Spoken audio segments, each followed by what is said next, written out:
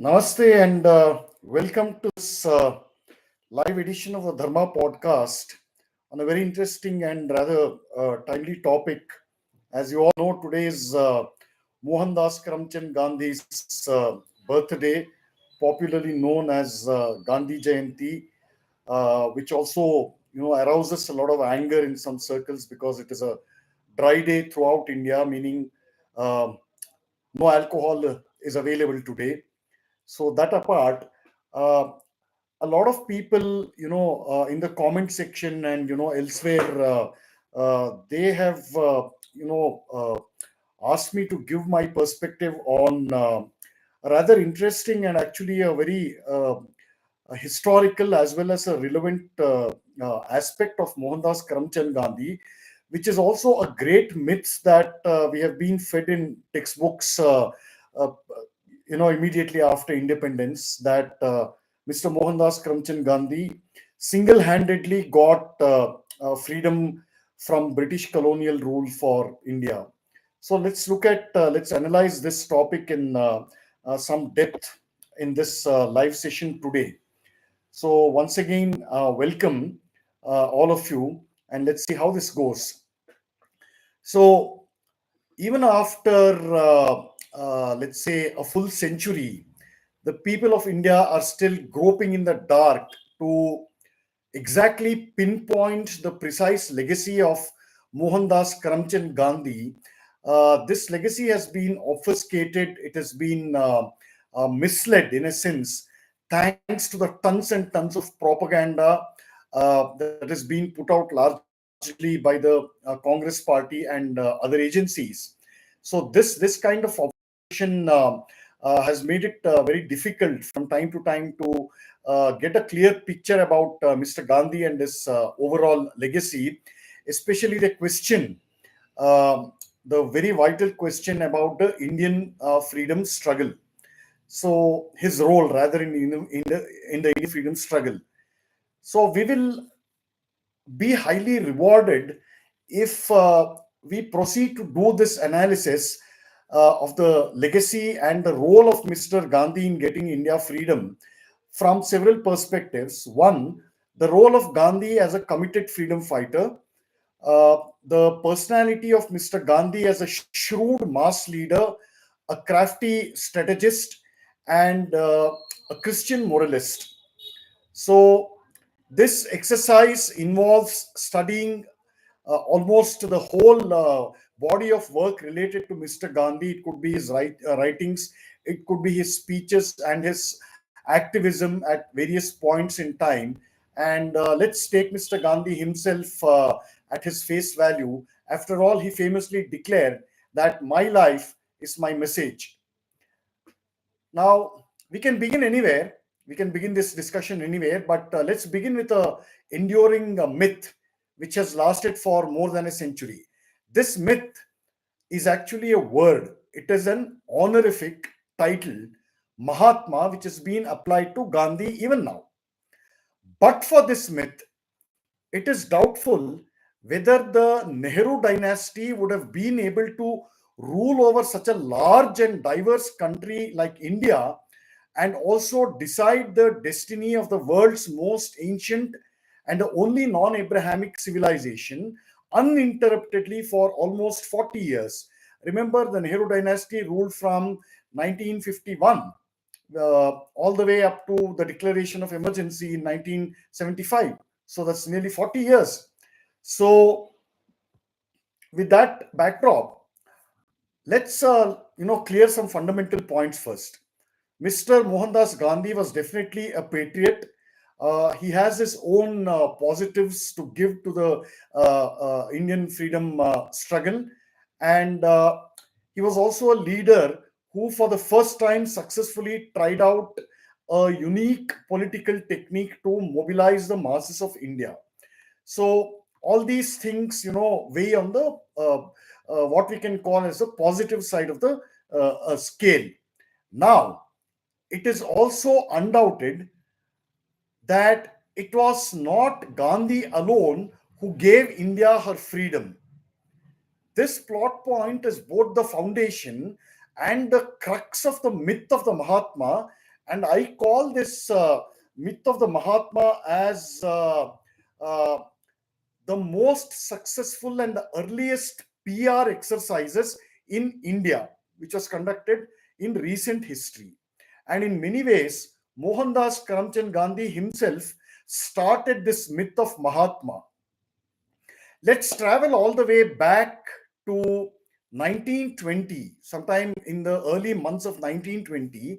The location is Bengal, and the scene is a public meeting. And this is what Gandhi thundered in his speech. And I quote, "So long as you choose to keep me as your leader, you must accept my conditions, you must accept my dictatorship and the discipline of martial law." The audience which had assembled there was completely stunned, because they had never heard anything like this before. These are all seasoned nationalists and fierce freedom fighters hailing from Bengal and Punjab. And Bengal and Punjab, as you all know, are the original homes of the freedom movement. So after the speech, Mr. Bipin Chandra Pal, a fierce patriot, he wrote an extremely angry letter to Motilal Nehru, and he cautioned Motilal Nehru, and I quote him, "Blind reverence for Gandhi's leadership would kill people's freedom of thought and would paralyze by the dead weight of unreasoning reverence their individual conscience." Close quote. And more than 10 years after Bipin Chandrapal wrote this letter to Motilal Nehru, the iconic journalist, editor, literature, poet, philosopher, and Gandhi's junior contemporary, a colossus from Karnataka. His name is D.V. Gundappa, or DVG. He wrote the following piece, an excerpt from a deeply insightful essay about Gandhi's leadership. Quote, "Before Gandhi's advent, there was an open atmosphere in public discourse. Debates, discussions, and arguments on various subjects went on unhindered. Every point of debate had two, three, and even four differing perspectives. The public had accepted this as a healthy atmosphere and welcomed and examined all such differing perspectives with an open mind and without any bias.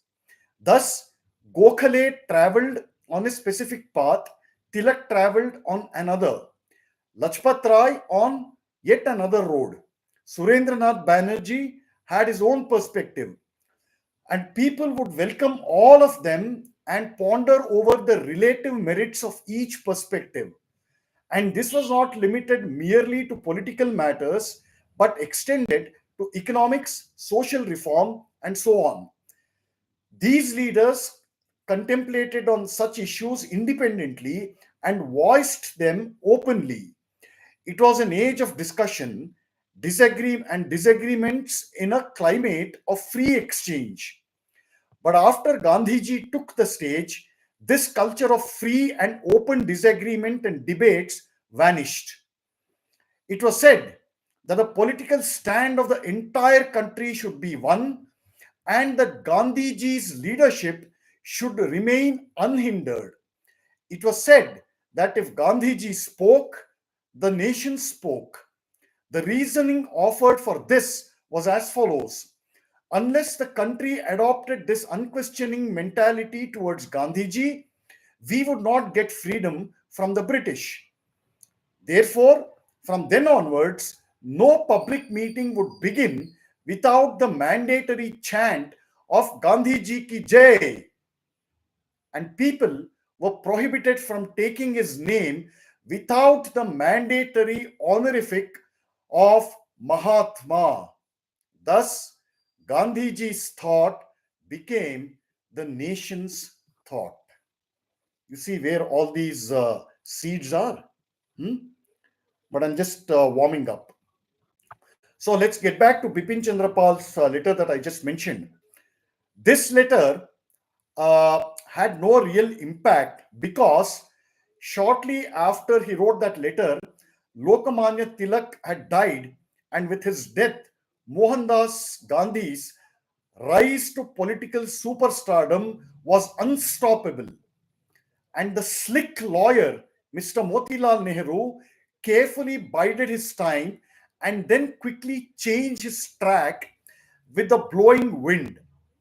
In 1923, Motilal's son, Jawaharlal Nehru, or as I fondly call him, Nawab Nehru, he was elected as the chairman of the Allahabad municipality, and Motilal Nehru himself was elected as the leader of opposition to the Central Legislative Assembly, which is loosely speaking today's parliament, Lok Sabha.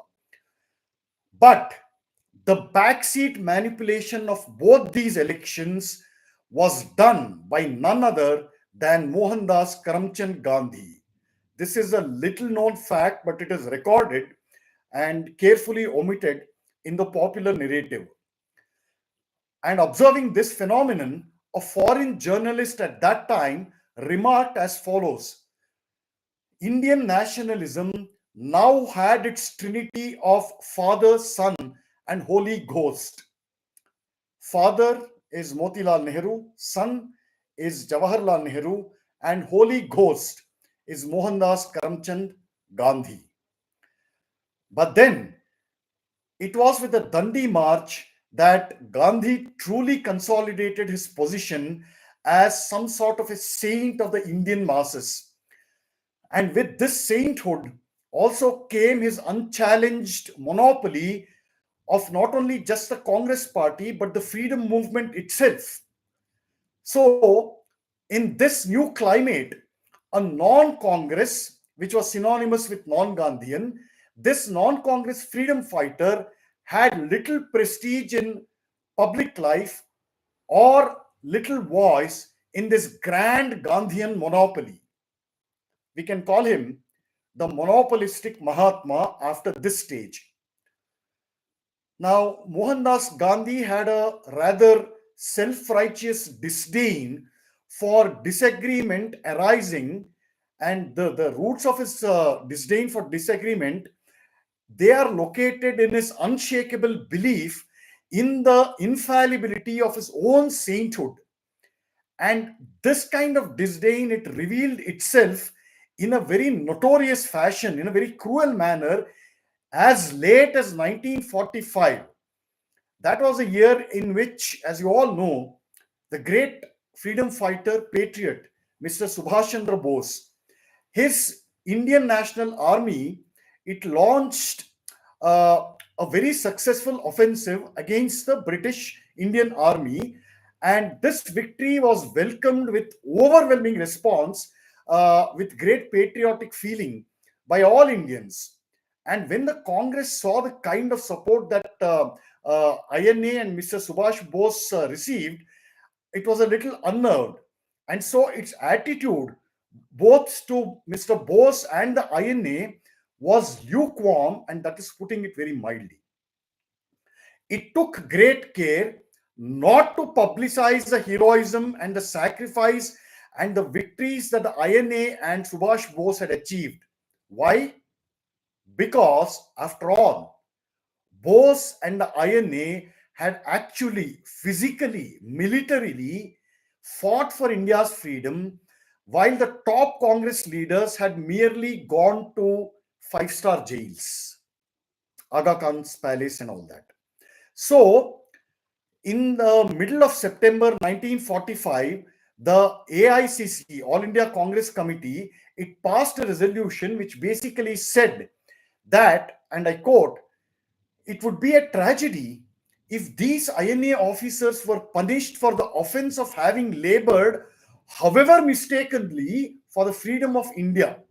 So this is a typical arrogance and haughtiness of the Congress so early, even before independence, that our way is the only way, our path is the only path, our methods are the only methods to get freedom for India. All other methods are mistaken and erroneous. Now let's rewind back once again to Mr. Gandhi's era. So the road to Gandhi's absolute and unquestionable consolidation of the leadership of the Congress party as well as the leadership of the Indian freedom struggle. That road was paved with his own innovations.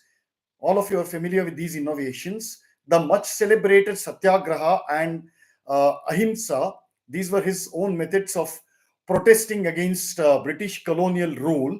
And this was a stroke of his own shrewdness, that much should be admitted. With by adopting these two methods, what Mohandas Gandhi also did simultaneously was that he completely cut off the past of the Indian National Congress. This past had largely been, in this past, the Congress had largely been a party led by powerful regional freedom fighters, and it was in every sense an extremely healthy melting pot of scholars, lawyers, judges, cultural doyens, artists, businessmen, in short, people from all walks of life who had earned some distinction and, made their valuable contributions to the Indian freedom struggle. So, this culture of open dissent and disagreement was also underscored by a genuine commitment for India's freedom struggle and culture.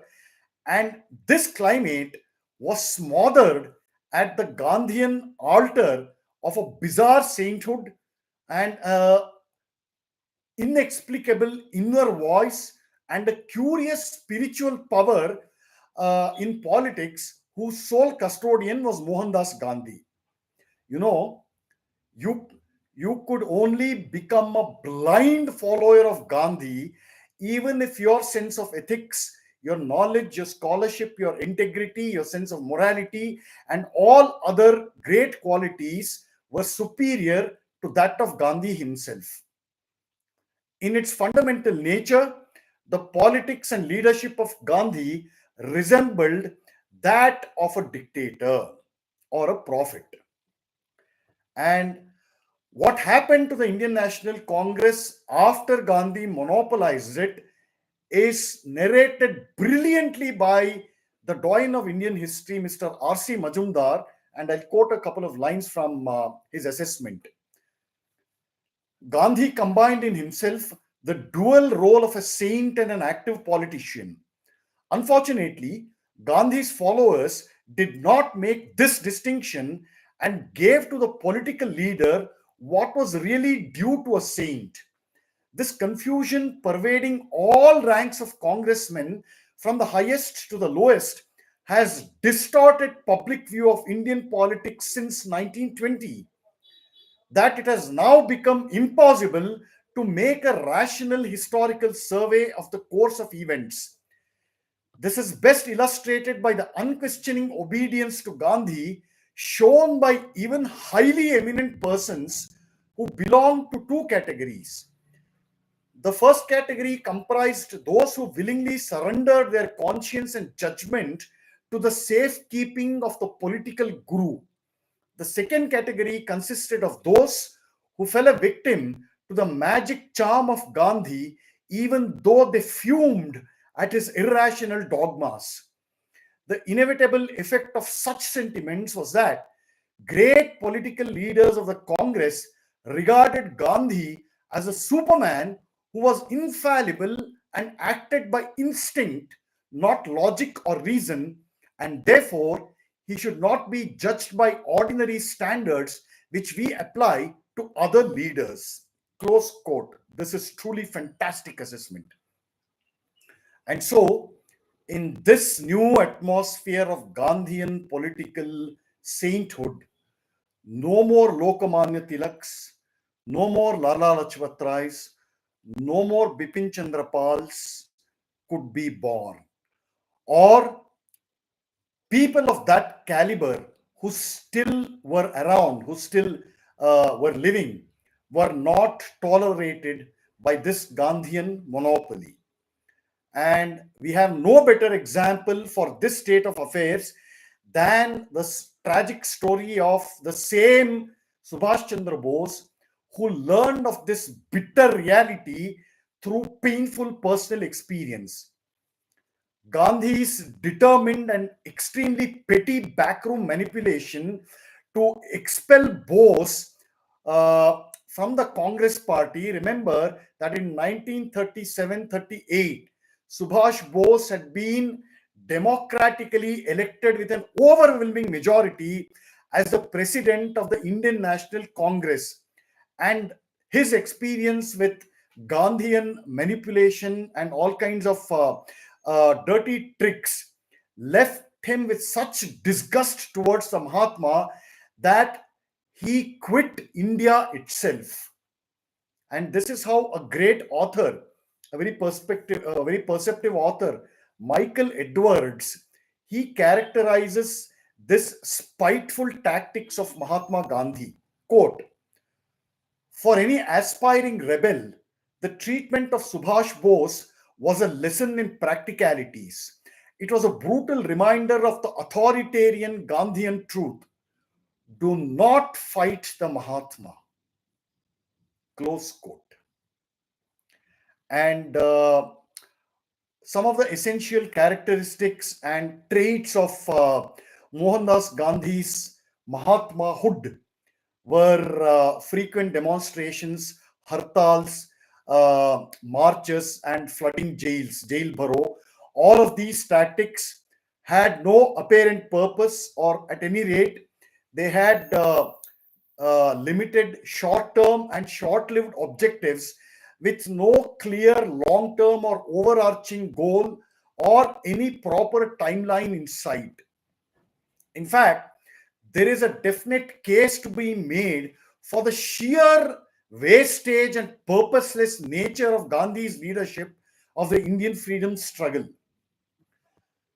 Apart from the Dandi March, not one plan, not one agitation of Mohandas Karamchand Gandhi succeeded for the same reason, because there was no precise definition of purpose or a statement of a pakka outcome. And the British had clearly seen through Gandhi's tactics very early. And so they invented perhaps the most effective counter to him. At every step, when Gandhi began one of his jumlas, the British began to merely humor him, but in their outward stand, they pretended to take him seriously. In their eyes, Gandhi was a nuisance value to be contained. But at times, when this nuisance value tested their patience, they did not hesitate to, use ruthless and other tactics. In August 1933, the British decided to call Gandhi's bluff when he suddenly announced a 21-day long fast from the Yerawada prison. The reason he announced this fast was related to a call of his alleged inner voice. And when the British heard this, they simply released him from jail unconditionally. And so the air from Gandhi's balloon was completely let out, because Gandhi had not expected that the British would call his bluff like this.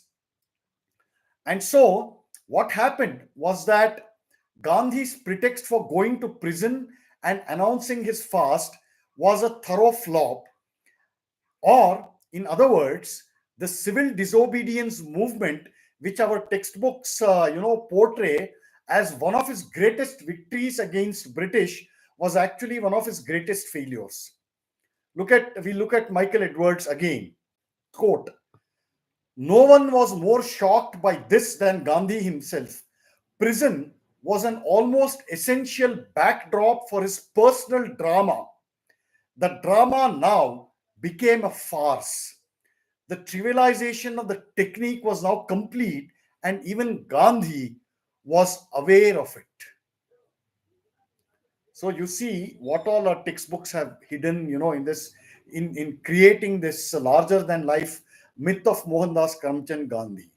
Now, if all this freedom struggle and his fasting and everything was one side, let's look at the cultural aspect related to Mr. Mohandas Karamchand Gandhi's overall legacy.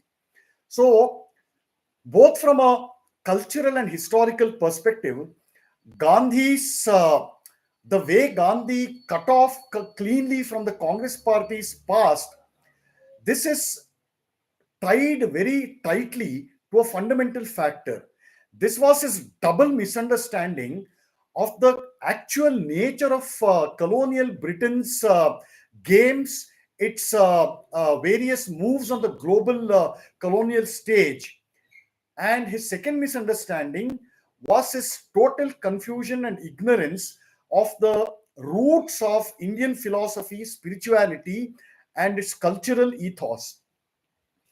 Gandhi's predecessors and his contemporaries like Bal Gangadhar Tilak, Bipin Chandra Pal, Sri Aurobindo, and others, they had no such confusion, and they had clearly understood that British colonial rule was an unqualified and unmitigated evil at its very core, and it had to be dismantled root and branch. Even a white American Christian like Will Durant, a great historian who wrote, the magnificent volumes on the story of civilization. Will Durant had visited India at the height of British colonial exploitation, and he had grasped the reality of the sheer diabolical nature of British colonial rule. He knew, and he has written in so many words, that the British were in India for a very temporary duration. They would remain in India for the continuing opportunity that India provided them for 24 bar 7 loot and exploitation. And once this opportunity for loot dried up, they would immediately pack their bags and leave India. Not one British who was in India at that time ever intended to make India his home and settle here and raise a family and live here for generations. So, like Will Durant, even Michael Edwards, whom I mentioned a couple of times earlier, and in much later years, William F. Buckley Jr. and the late Christopher Hitchens, all of these people worked independently and honestly and objectively, and they arrived at the same conclusions. Here is another sample from Michael Edwards' book. Quote, only British ruled Hindu India could have produced such a figure as Mohandas Karamchand Gandhi. One effect of his Western education was a conviction that the British were a truly moral people believing in justice. If they could be persuaded to recognize the unrighteousness of their rule in India, they would willingly abdicate power. Close quote. This is something that Gandhi believed with all his heart and soul. I mean, this is completely inexplicable. And, in the Dharma podcast series, tracing the untold history of the Congress party and the episodes covering, detailed episodes covering the life and legacy of Mohandas Karamchand Gandhi, we have explained some of these elements in great detail. So, let's look at another contemporary of Mr. Mohandas Gandhi. He was the great Sri Aurobindo Ghosh, regarded by a lot of people as a saint and an enlightened spiritual master. Sri Aurobindo Ghosh, early in his life, had the benefit of a thorough English education, and later he also became a committed and spiritual Hindu. Sri Aurobindo had stayed in England and he had lived the lifestyle of Englishmen for a brief period. And so this experience gave him a penetrating insight, plus his extraordinary intellect, to see through the true nature of the British. But Gandhi, who had also, lived in England for a brief period as a lawyer, he was shocked and he was also guilty in several ways, but we'll get into that in a different episode. Uh, in general, in many ways, guilt, personal guilt, was the base note of Gandhi's personal and public life. So, this insight, Sri Aurobindo brings out this insight in a reply to a letter by one of his disciples, and I quote the reply: Gandhi is a European, truly a Russian Christian in an Indian body. When the Europeans say that he is more Christian than many Christians, they're perfectly right. All his preaching is derived from Christianity, and though the garb is Indian, the essential spirit is Christian. He is largely influenced by Tolstoy and the Bible in his teachings, at any rate, more than by the Indian scriptures, the Upanishads, or the Gita. Many educated Indians consider him as a spiritual man because the Europeans call him spiritual. But what he preaches is not Indian spirituality, but something derived from Russian Christianity: non-violence, suffering, etc. Close quote. Fantastic. Fantastic. Hats off to Sri Aurobindo. So, when we read Gandhi's essays on the Bhagavad Gita and various aspects of Hindu Dharma, it is clear that Gandhi was unaware of the fundamental basic Hindu concept of eternity, or the eternal, or what is known as Sanatana. But to him, the notion of Sanatana itself, or time itself, was really of no consequence. And this is best reflected, this ignorance is best reflected in Gandhi's conception, understanding of Dharma. In the Hindu ethos, eternity, or Sanatana, operates in the realm of Rita, or the invisible cosmic order. And this Rita in human life translates into the proper application of Dharma. And Dharma is the verb form of Rita.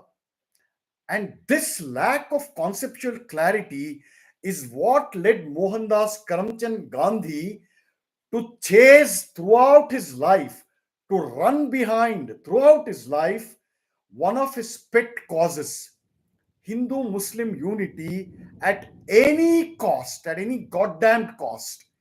And his sad misunderstanding, his pathetic misunderstanding about the true and dark reality of the British colonial rule.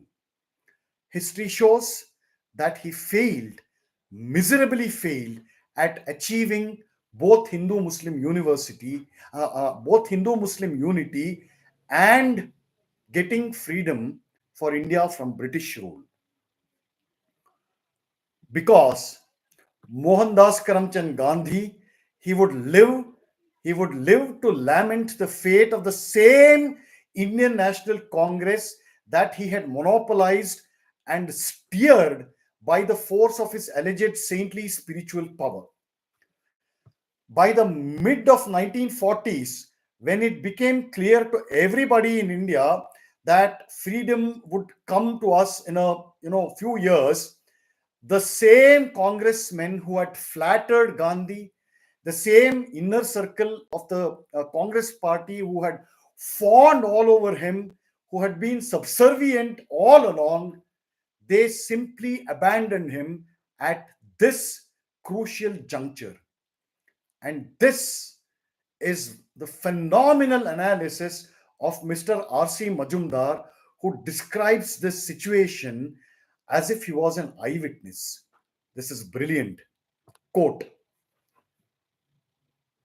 prominent congressmen under Gandhi's leadership made no secret of the fact that they adopted non-violent non-cooperation as a political expedient, but not like Gandhi as a creed. Gandhi himself admitted late in life that none of his followers believed in satyagraha as a creed, and admitted that even 14 years of trial have failed to yield the anticipated result. Gandhi placed the cult of non-violence above everything else, even above the independence of India.